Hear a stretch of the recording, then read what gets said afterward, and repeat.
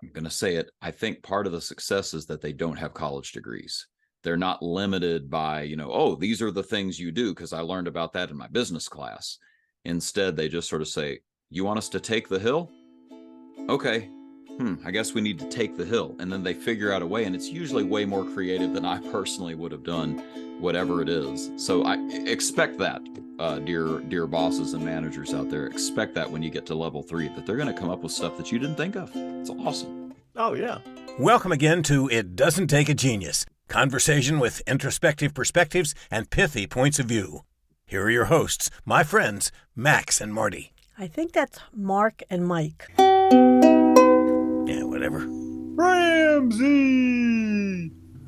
Marshall, it is such a pleasure to see you. And I'll just go ahead and apologize for those watching our video, both of you, that I have an incredible sunburn from cross country, which we've talked about on a previous broadcast, that my kids are involved in cross country. And it turns out some days the meet involves a race where each kid is in a different race and you are there all day. And if you forgot sunblock, it's powerful. So anyway, I'm glad to see you. I'm sorry you have to see me.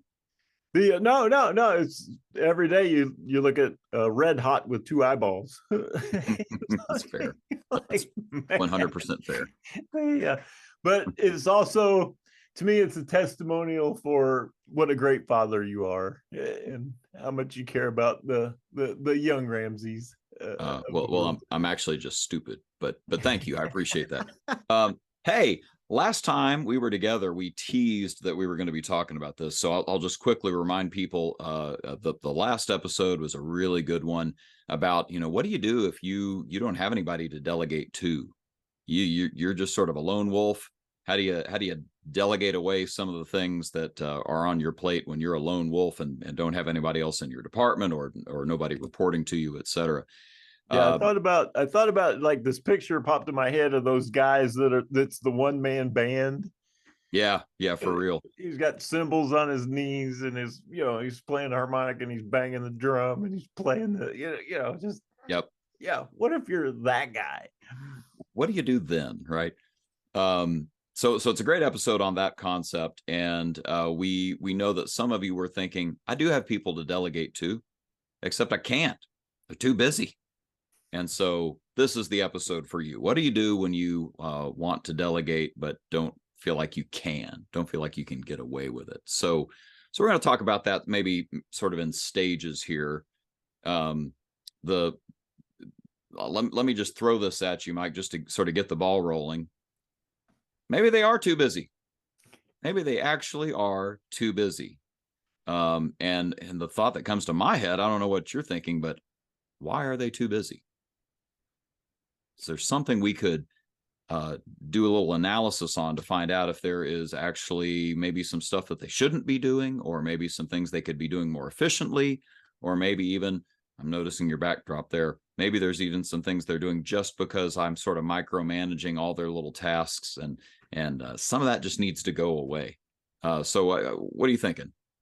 Well, I think the first thought is as you raise that issue, why are they so busy? Do we have them operating in their areas of strength?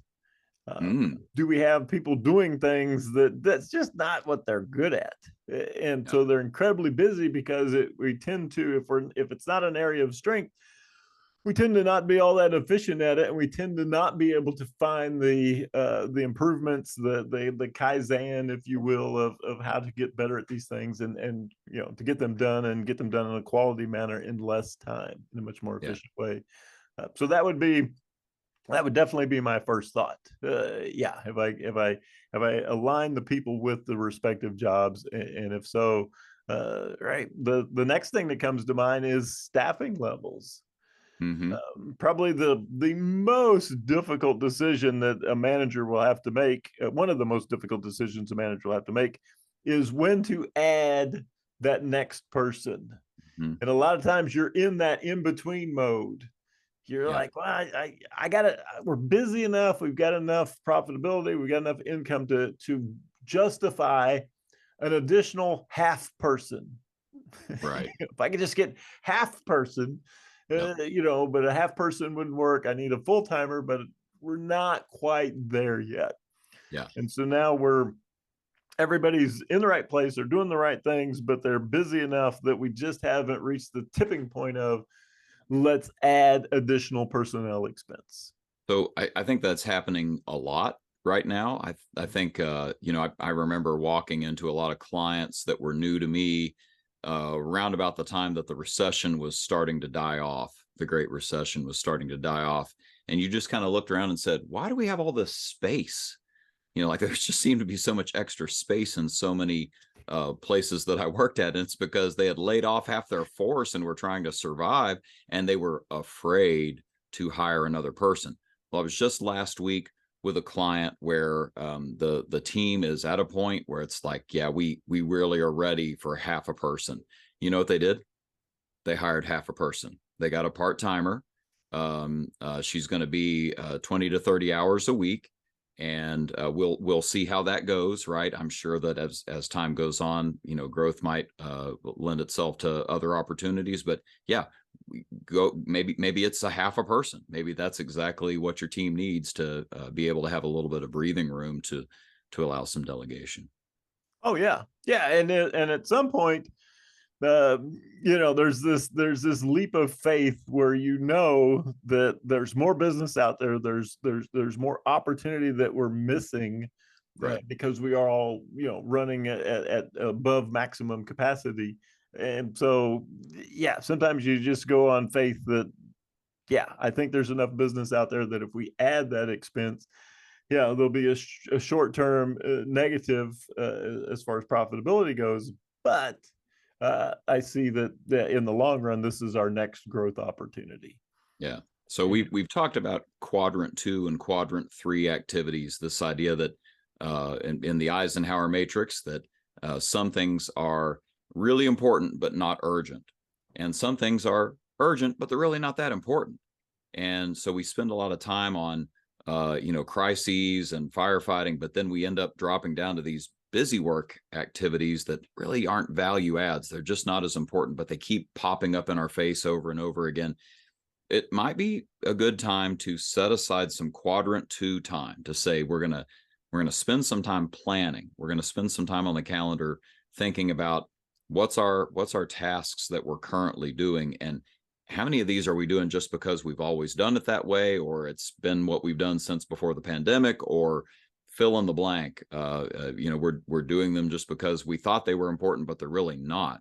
And again, some of them might have opportunities to Kaizen, to get a little more efficient and figure out a way to continuously improve that process. And some of them maybe just don't need to be done. And let's just get rid of them. You don't have to hire half a person to get rid of some tasks that aren't really adding that much value. Hurts a little bit, but not as much as you think. So that's another way to look at this. Oh yeah, yeah, and I as you're speaking, I'm envisioning this time management discussion with the entire team. That's right. Yeah, and so yeah, having each person identify their quadrant 1, 2, 3, and 4 activities, and then having a nice discussion, especially around the quadrant 1 and quadrant 3 activities of what's causing these fires. Can we be proactive and reduce the number of times that we have an issue that's urgent and important? And then getting into quadrant 3 would be all about, okay, what are some things that we're doing that they have to get done, but it's not necessarily that I have to do them, or as you eloquently say, why are we doing this? Is anybody using this report? Does anybody look at this email? Does anybody, is there any return on investment for this activity? And can it be eliminated? Love it. Now, you got time, which, takes us into our topic. There's time for people to learn and grow new skills. All right. So yeah, let's get to the main event here. This idea that, instead of looking at this as, oh no, I'm delegating a time suck, a burden to my people, maybe what you're doing is exactly what your people need, and maybe even want, by the way, because we know that so many people are leaving their places of work because they're not growing. So maybe what you need to be doing is thinking of delegation as development, that instead of delegating, I'm actually trying to do some things to help you grow in your role and in your career. And you suggested, as we were talking about this, that we talk about sort of the 4 levels of delegation. We're used to thinking of it as an on-off switch. I'm either delegating that or I'm not delegating that. But really, there's 4 levels of this. Do you want to talk about sort of that first baby step level called investigation? Well, definitely. We might want to preface this with the number one reason that people do not delegate is trust or lack thereof. Very fair. Very fair. I don't think they're going to do it well. Yep. Is that fear, that lack of trust. And the other one is, I don't think they're going to do it exactly like I do it. Yep. Which is 100% true. Yeah. So yeah, they're not going to do it like you do it. And right. so trusting and having an outcome-based focus. Yeah. And I can't concern myself with the process. Yeah, I'll teach them the way that we currently do it, or not. Right. Maybe I'll say, here's the task. How would you approach it? Yeah. And lo and behold, some fresh eyeballs don't see the old wallpaper, immediately, see the issues and make it better. Yeah. And so then you have to deal with the consequences of, oh Lord, I did it this way for 10 years and this guy did it once and found a better way. Right. Oh, that's awesome. And it hurts, right? This awesome awfulness of, they improved my process. They improved on this task. And so pushing past the trust issue and the 4 levels of delegation it's interesting. That's exactly what this is designed to do. They don't really talk about it in that manner, but you see it slow walking up the ramp of trust. Yep. With a baby step. Somebody that you're delegating to. So, right. level 1 would be investigation. And so basically what you're doing is saying, all right, so we've got this project. We're going to have an employee appreciation event. We need some food trucks. Go out, find out what food trucks are available, what their reviews are, how much they would cost, and if they're available on this date. Mm-hmm. That's it. Go do some investigation, right? Go just research for me. Yeah. Research, gather information, bring it back to me, the team, whatever. And so the beauty of this is they can't break anything. Right. They can't mess anything up at this point. So if they don't come back with the information, we've allowed enough time in the system that we can go have somebody else gather it, or we can gather it ourselves if need be. And so, go get some information. Don't do anything yet. Don't book the trucks. Don't lock us into any contracts. Don't do anything like that. So that's level 1. And go ahead. Yeah, I was going to say, what's cool about this is that even if they fail, quote unquote, at this level, they don't do the research very well, or they don't do it. We've probably learned something about either them or us. And the follow-up coaching session about how this went, what worked, what didn't, asking them those questions, man, it's going to be really powerful in helping this person develop, right? So in other words, even if they fail at level 1 delegation, we have just learned an opportunity for their growth and possibly ours, because maybe we didn't explain it very well. And that's been the issue. But either way, we've taken a step in growth because of a failure. So this is already working out for me. I can see how this is helping me as a leader just at level 1. So, go ahead. I'm sorry. And it's only a failure if we don't learn something from it. That's right. So you're exactly right. What did we learn from this? And as we talk about in crucial conversations, 90% of the time, I'm the problem. Right. As the manager, as the leader. I didn't explain the task specifically well enough. I didn't give clear direction. Yep. This is on me, man. Right. So, I'd explain why you've had trouble delegating all this time. Yes. Yeah. I couldn't explain what I wanted them to do. It's like jazz. You'll know it when you hear it. Right. Like, I'm not sure that's helpful. So say we Right. learn, we grow, maybe they pass the investigation delegation test with flying colors. Mm-hmm. So we move on to level Level two, two. informed progress. Okay. I've got a project or a task for you. We're going to have regular conversations about it. And so keep me updated, and I will be available for an assist all the way through the process.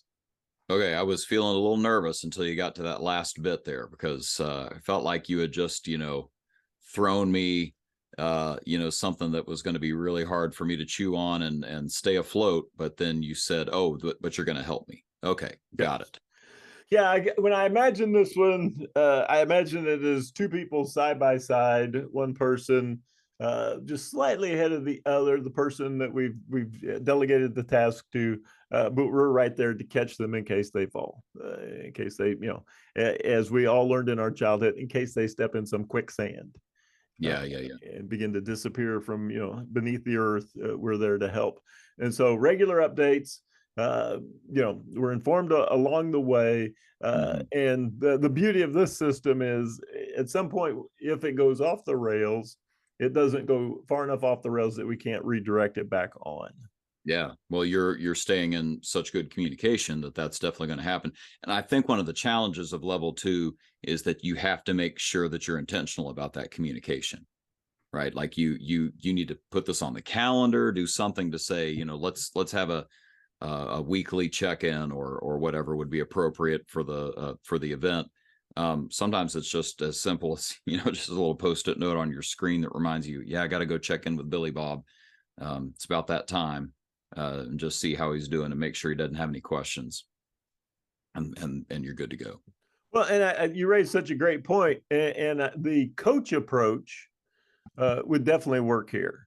Yes. So when I do check in, I want to talk 20% of the time. I want them to talk 80% of the time. That means I need to show up with questions. What's the latest on such and such? What have you been able to figure out? What are the biggest obstacles that you think? What do you believe are the odds of success? And then listening, right? Allowing them to share what it is that they've discovered, and not go ahead. And not asking questions that aren't really questions. Have you thought about calling so-and-so over at Parks and Rec? So I should call so-and-so at Parks and Rec.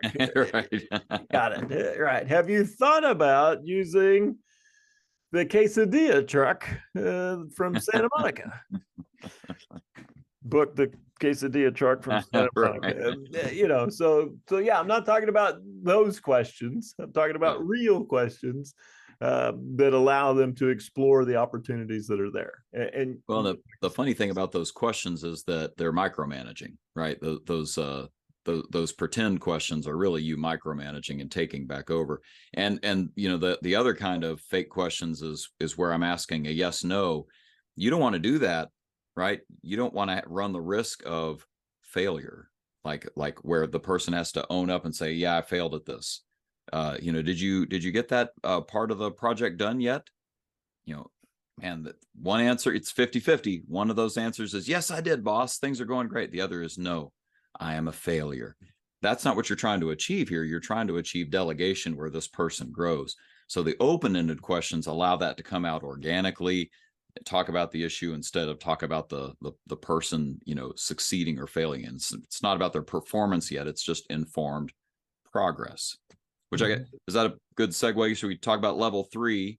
Well, I think it is, but I think we'd be remiss if we didn't once again remind our listeners, both of them, what you said earlier, that the debrief afterwards, the after action debrief, when the whole thing's done. Yes. Right. What did we do well? What would you do differently if we were to do it again? Yep. All right. As the delegator, what did I do well?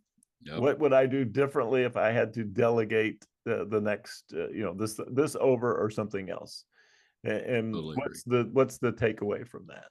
Totally agree. Yeah, good stuff. Okay, so level 3, not informed progress, but informed results. Yes, informed results. I have a fantastic opportunity for you. You're going to be amazed how fantastic this is. I want you to, here's the goal, right? Here's the outcome that I'm looking for. Figure out how to do it and just let me know when it's done. Just check in with me when it's accomplished, and then we'll have our debrief at that point. I don't need regular updates. I don't need regular check-ins. I trust that you will do a fantastic job with this, and it's yours to run with. So I think this is one where if we have managers listening who are a little more on the control side, they're getting a little twitchy-eyed right now.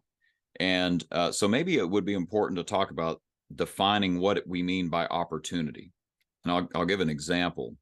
I had a team once that had a really gung-ho team leader. It was a cross-functional team from multiple departments. And the owner of the business had said, yeah, I want you guys to work on XYZ. And XYZ had to do something with employee engagement. I don't quite remember what the task was, but we didn't define exactly the boundary lines on what was considered in game and out of game, inbounds and out of bounds for what they were allowed to talk about. So the list that came back was aggressive. It was aggressive. They suggested extra days off. They suggested an entire change to the whole company's sick day versus part-time off policy. I mean, these were monster changes that they were suggesting for the HR department. And it was really not what the owner was looking for. The business owner was looking for some things in this specific arena around employee engagement, and he got instead the kitchen sink. And of course, the people were really disappointed when they realized he was going to say, oh, yeah, we're not doing any of that. That's not really what I wanted. So defining the opportunity can help level 3 seem a little more realistic and like it's going to go somewhere for you positive. Well, I think you're exactly right. The first twitch is the micromanager, just welling up inside of the delegator. And it was interesting for those of you on the podcast, if you can't see my background, some of you have already figured it out. In the Lego movie, a classic piece of cinema art. Wonderful. The antagonist was Lord Business. And Lord Business, as his minions, chose the micromanagers. Yes. So when he wanted to keep people from moving forward, keep people from succeeding, he released the micromanagers. Yep. And here you've got an opportunity, to improve, as you've said so eloquently, improve your explanation of the opportunity, to share the why, and what it is that we're trying to accomplish here, and then to step back and let this person, give them space so that they can step in and give it a shot. Right? Here's the, and you're gonna learn tremendously about yourself. How good are you at explaining, what it is that you want done, and you're going to learn a whole lot about the initiative, the creativity, the problem solving skills of the person that you delegated to. Yeah, I'm always so impressed. We work in the car business, and I think part of the magic there is that a lot of people in the car business have figured out that they could make a good living without a college degree. They could make a career without a college degree in the automotive business. And I'm going to say it, I think part of the success is that they don't have college degrees. They're not limited by, oh, these are the things you do because I learned about that in my business class. Instead, they just sort of say, you want us to take the hill? Okay. I guess we need to take the hill. And then they figure out a way. And it's usually way more creative than I personally would have done, whatever it is. So I expect that, dear bosses and managers out there, expect that when you get to level 3, that they're going to come up with stuff that you didn't think of. It's awesome. Oh, yeah. Yeah. And there again, the after action debrief. That's right. So what about this worked? Went well. What about this would you do differently the next time that you did it? Right? How can we apply that to the next thing that we need to get done? Love it. Yeah, be a ton of fun. All right. So the final level 4, ownership. Ownership. Wow. This is how a lot of managers got their job. They reached this level of delegation for whoever was able to promote them. Right, or whoever was observing them. And so ownership is when the boss, the manager, the leader, the delegator comes to you and says, I want you to own everything about this, and I don't need to know how you did it. I don't need to know when it's done. I just want it done. And then they take their list, right, where it had this item on it, and they take their list and go, check. Right. And I Delegated. Delegated. It's handled. Handle it, Roy. So you hear managers talk about this as one of their laments. So they become this go-to person for the leader. And the leader's like, I need you to do this. Boom, it gets done. And then that person, becomes the go-to guy. And then they get promoted. And the biggest opportunity they have is they don't have a me. Yep. Right now, hear managers say that they'll be going, well, how did I get this done? How did I get this done when I was in this previous position? Oh yeah, I had me, right? The leader had me that he could come to and just give stuff and it would get done. I don't have that guy. I was that guy, and now I'm here. Somebody's taken my position, but they're not at that level of delegation, not at that level of ownership, level 4. So now they're doing part of what they previously did and trying to train the new guy and stuff like that. So if a lot of times you think, okay, if I'm going to be, if I'm going to maintain job security, I need to control everything. No, the reality is, I grow by giving things away and teaching other people how to do them and how to do them successfully. So yeah, if you have that person, they're immensely valued to you. If you are that person, understand how valuable you are to your organization.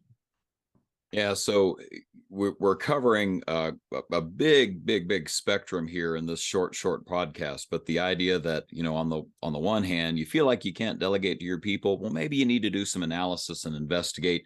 Is there some things you could be doing differently? Is there some things the department could be doing differently? Is there a process we could change? Think about those, like you said, the level 1 and level 3 tasks that maybe we're there because we haven't figured out how to get those off our plate by having better processes, more effective systems, etc. Maybe some things just don't need to be done. We just have been doing them that way, and we need to get rid of them. But if you're ready for it, start thinking of delegation in the mindset of development. And we have these 4 levels. And again, we'll just quickly say them: investigation, informed progress, informed results, where we're now really turning it over to them and saying, do it your way. And then level 4 is ownership. And we're trying to work our way perhaps towards that with as many people as we can. I want to say one other thing, and I'll let you have the last word. You were talking about this, sort of like, oh man, I don't have a me concept. I think we should all be doing that. Like at every role in the organization, we should be thinking about who could be coming alongside us to learn what we're doing. And there's a phenomenal picture of it in the Old Testament, the story of Moses. Moses had Joshua. Joshua was his number 2. And there's even a scene where Moses has to hold up a staff, and Joshua is one of the people right there helping him hold the staff up. Like that's the kind of stuff delegated to Joshua in some instances, is like, hey, help me hold this staff up in the air. Lo and behold, Joshua is a phenomenal follow-up leader. He takes the organization to the next level, if you will. They literally conquer the promised land and take over a whole bunch of territory. But Joshua doesn't have a Joshua. There is no follow-up after him. And you can read about it in the book of Judges. It is incredibly depressing what happens when there's a lack of leadership in the community. Hey, if you're into really scary stories, it ends with, gang rape, corpse dismemberment. It's a really saucy one. You'll really enjoy it if you're into that sort of thing. That's what I wanted to end our thoughts on, was gang rape and corpse dismemberment. Well, I think mainly for Halloween. I think maybe, the way that you characterized it as saucy was maybe the most disturbing part of your story. Yeah, that's the part that will keep me awake at night. Yeah, Dexter. Who have I been podcasting with all this time? Yeah, who is this guy? And why am I going to sleep with one eye open? Yeah. Oh, well, yeah, and you make such a great point, right? We need that guy. One other thing that's truly phenomenal about this that I've seen stores do is sometimes I can test a leadership capability. So a lot of our examples felt like, this one guy is going to go do this one thing. Right. And so I remember we had a store, we had this manager. You're like, man, this guy's he's all that in a bag of chips. We need to get him, moving up. And then we realized we'd never seen him in a leadership role. His department is a one-man band, right? He's in charge of stuff, but he's not in charge of people. So we did the employee appreciation event, and we said, hey, we would like for you to head this up. We'd like to feed 4 different stores. Here's the budget. Here's the date that we'd like to do it. And we'd like you to gather a team, a minimum of 1 person from each store, to facilitate and host this event. And the guy was awesome. He went out and he got a committee together, and the committee was meeting regularly, and they killed it. The committee showed up, early to set up before the event. They managed the event flawlessly, and then they all stayed late to tear down with him leading the way. Wow. You're like, okay, that's what we're looking for. We knew he's good, and Jack, he's got some incredible leadership skills. And so we promoted him about a month later. So that's great. Where he's now in charge of some folks. So yeah, it's okay. I'm going to develop people, but I'm also going to test for what have I got here? What are the strengths in this individual that may be hidden in their current role? Yeah, because what got the guy here wasn't what got him there. To quote Marshall Goldsmith. The idea that, I'm a self-starter, I can own it, I can take charge, but that doesn't mean he can help other people own it and take charge.